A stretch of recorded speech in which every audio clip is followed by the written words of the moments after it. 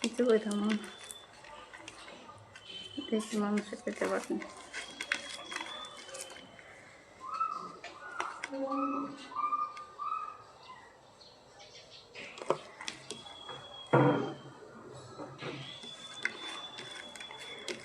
পাউ হয় না যাতে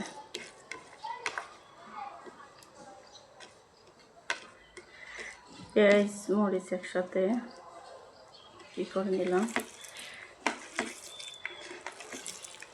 এখন কাঁকরোল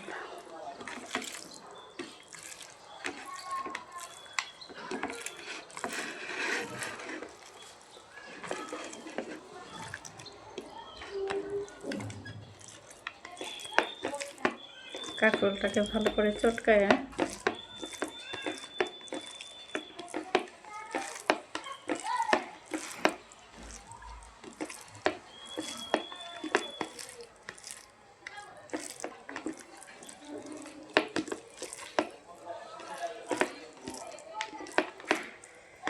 তারপর আগেই আমি তৈরি করে রেখেছিলাম মরিচ পেঁয়াজ সরিষার তেল মাখায়া। আমি এটা পুরোটা দিব না, একটু রাখবো।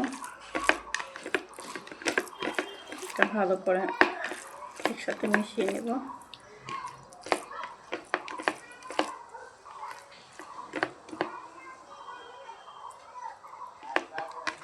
এই হয়ে গেল মজাদার কাঁকরোলের ভর্তা।